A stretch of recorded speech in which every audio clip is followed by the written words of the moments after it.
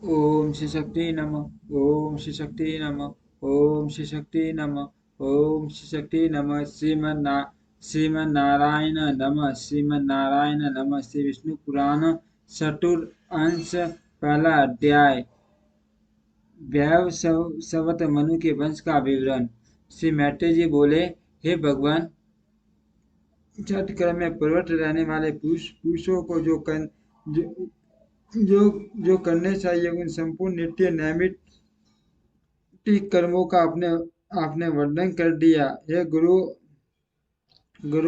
आपने वर्ण धर्म और आश्रम धर्मों की व्याख्या भी कर दी। अब मुझे राजवंशों का विवरण सुनने की इच्छा है, अत उनका वर्णन कीजिए। श्री पराशर जी बोले, हे मैत्रेय, अब तुम अनेकों यज्ञकर्ता शूरवीर और धैर्यशाली भूपालों से सुशोभित इस मनुवंश का वर्णन सुनो, जिसके आदि पुरुष श्री ब्रह्मा जी हैं। हे मैत्रेय, अपने वंश के संपूर्ण पापों को नष्ट करने के लिए इस वंश परंपरा की कथा का कर्म से श्रवण करो। उसका विवरण इस प्रकार है। सकल संसार के आदि कारण भगवान विष्णु हैं। वे अनादि तथा तर्क यजु साम स्वरूप हैं। उन ब्रह्म स्वरूप भगवान विष्णु के मूर्त ब्रह्मांड में हिरण्यगर्भ भगवान ब्रह्मा जी सबसे पहले प्रकट हुए। ब्रह्मा जी के दाएं अंगूठे से दक्ष प्रजापति हुए। दक्ष से अदिति हुई और अदिति से विश्वान और विश्वान से मनु का जन्म हुआ। मनु के इक्ष्वाकु नरक दष्ट सरयति नरसियंत प्रांशु नामक दिष्ट करुष और पुरुष नामक 10 पुत्र हुए। मनु ने पुत्र की इच्छा से मित्रा वरुण नामक 2 देवताओं के यज्ञ का अनुष्ठान किया, किंतु होता के विपरीत संकल्प से यज्ञ में विपर्य हो जाने से उनके इला नाम की कन्या हुई। हे मैत्रेय, मित्रा वरुण की कृपा से वह इला ही मनु का शुद्धिमन नामक पुत्र हुई। फिर महादेव जी के कोप क्रोध प्रयुक्त शाप से वह स्त्री होकर चंद्रमा के पुत्र बुध के आश्रम के निकट घूमने लगी। बुध ने अनुरक्त होकर उस स्त्री से पुरुरवा नामक पुत्र उत्पन्न किया। पुरुरवा के जन्म के अनंतर भी परम ऋषिगण सदी मन को पुरुषत्व लाभ की आकांक्षा से कट में टग युज सामर्थ्य में सर्व वेद में मनो में ज्ञान में अन्न में और परमार्थ अंकिशन में भगवान यज्ञ पुरुष का यथावत यजन किया। तब उनकी कृपा से इला फिर सुदयुमन हो गई। उस सदयुमन के भी उठ कर गए और विनत नामक 3 पुत्र हुए। पहले स्त्री होने के कारण सुदयुमन को राज्य अधिकार प्राप्त नहीं हुआ। वशिष्ठ जी के कहने से उनके पिता ने उन्हें प्रतिष्ठान नामक नगर दे दिया था। वही उन्होंने पुरुरवा को दिया। पुरुरवा की संतान संपूर्ण दिशाओं में फैले हुए क्षत्रिय गण हुए। मनु का पुरुषोत्तम नामक पुत्र गुरु की गौ का वध करने के कारण शूद्र हो गया। मनु का पुत्र करुष था। करुष से कारुष नामक महाबली और पराक्रमी क्षत्रिय उत्पन्न हुए। दिष्टा पुत्र नावाग वैश्य हो गया था। उससे बलंदन नामक पुत्र हुआ। बलंदन से मान कीर्तिमान प्रीति ते प्रांशु और प्रांशु से प्रजापति नामक इकलौता पुत्र हुआ। प्रजापति से खनित्र से साक्षुष और साक्षुष से अति बल पराक्रम संपन्न विंश हुआ। विंश से विविशंग से खनिनेत्र से आति विभूति और अति विभूति से अति बलवान और सूर्य कंडम नामक पुत्र हुआ। कंडम से अविकसित हुआ और अविकसित से अविकसित के मरुट नामक अति बल पराक्रम पराक्रम युक्त पुत्र हुआ, जिसके विषय में आजकल भी ये दो श्लोक गाए जाते हैं। मट मट मरुत्ना जैसा यज्ञ हुआ था, वैसा इस पृथ्वी पर और किसका हुआ है, जिसकी सभी याज्ञिक वस्तुएं शुरू में और अति सुंदर थी। उस यज्ञ में इंद्र, सोमरस और ब्राह्मणगण दक्षिणा से परितृप्त हो गए थे, तथा उसमें मरुदगण परोसने वाले और देवगण सदस्य थे। उसे चक्रवर्ती मरुत के नरिसेंट नामक पुत्र हुआ, तथा नरिसेंट के दम के राजभद्र नामक पुत्र उत्पन्न हुआ। राजभद्र से सवर्दी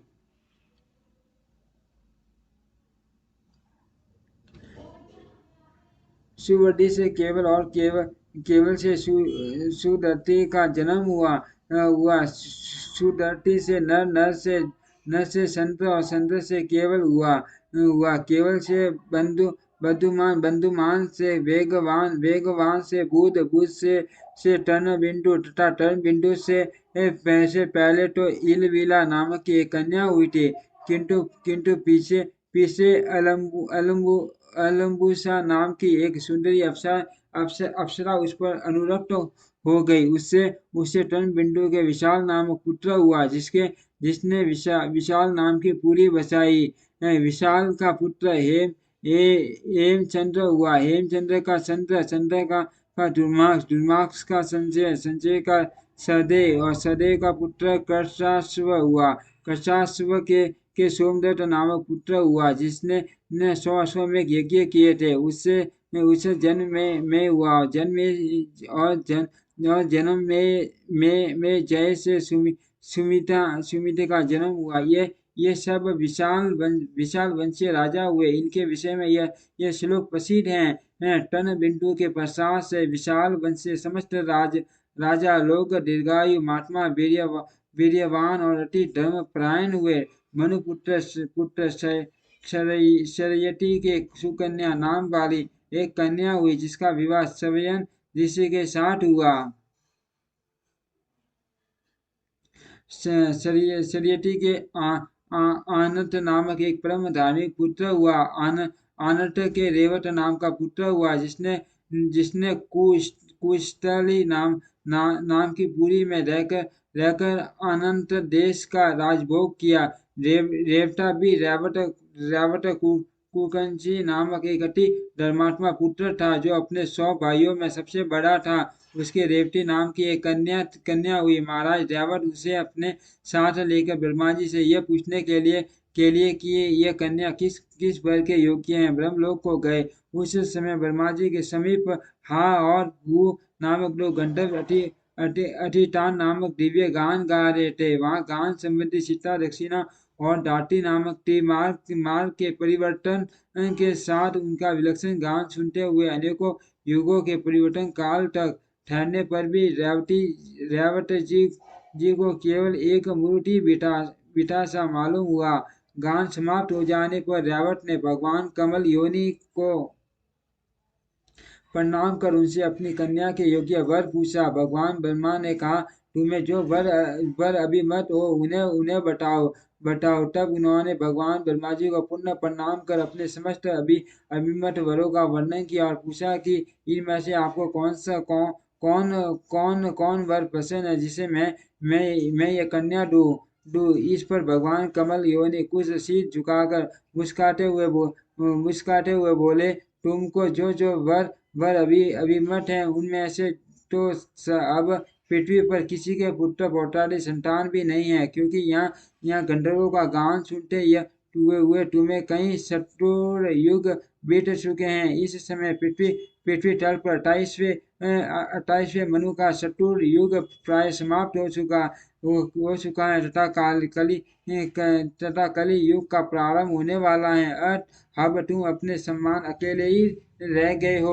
यह कन्या रतन किसी और योग्य वर को दो। इतने समय में तुम्हारे पुत्र, मित्र, कलत्र, मंत्री वर्ग, भुट्टेगण, बंधुगणा, सेना और कोषादि का भी सर्वथा अभाव हो चुका है। अब तो राजा रावत ने अत्यंत भयभीत हो भगवान ब्रह्मा जी को पुनः प्रणाम कर पूछा, भगवान ऐसी बात है तो आप में इसे किसको इसे किसको दो तब सब लोग गुरु भगवान कमल योनि कुछ सिर झुकाए हाथ जोड़कर बोले। श्री ब्रह्मा जी ने कहा, जिस अजन्मा सर्व में विराटा परमेश्वर का आदि मध्य अंत स्वरूप स्वभाव और सार हम नहीं जान पाते।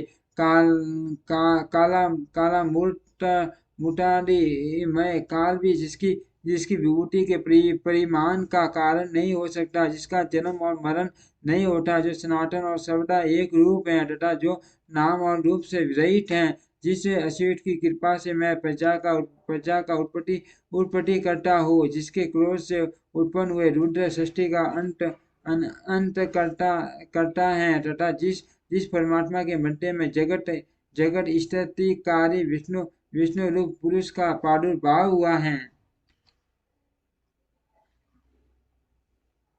जो अजन्मा मेरा रूप धारण कर संसार की रचना करता है। स्थिति के समय जो पुरुष में स्थिति के समय जो पुरुष रूप है तथा जो रुद्र रूप से संपूर्ण विश्व का ग्रास कर जाता है एवं अनंत रूप से संपूर्ण जगत को धारण करता है, जो अवयवात्मा पाक के लिए अग्नि रूप हो जाता है, पृथ्वी रूप से संपूर्ण लोगों को धारण करता है, इंद्रादि रूप से विश्व का पालन करता है और सूर्य तथा चंद्र रूप होकर संपूर्ण अंधकार का नाश करता है, जो श्वास प्रश्वास रूप से जीवों में श्रेष्ठा करता है, जल और अन्न रूप से लोक की तृप्ति करता है तथा विश्व की स्थिति में संलग्न रहकर जो आकाश रूप से सबको अवकाश देता है, जो सृष्टि करता होकर भी विशेष विश्व रूप से आप ही अपनी रचना करता है, जगत का पालन करने वाला होकर भी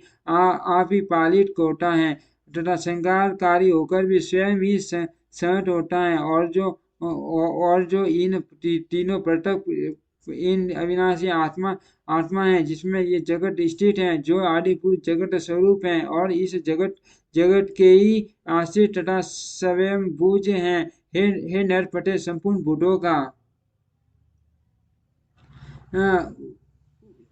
उद्भवस्थान यह विष्णु धरातल में अपने अंश से अवतीर्ण हुआ है। हे राजन, पूर्व काल में तुम्हारे जो अमरावती के समान कुशस्थली नाम की पूरी थी, वह अब द्वारका पूरी हो गई है। वही वे बलदेव नामक भगवान विष्णु के अंश विराजमान है।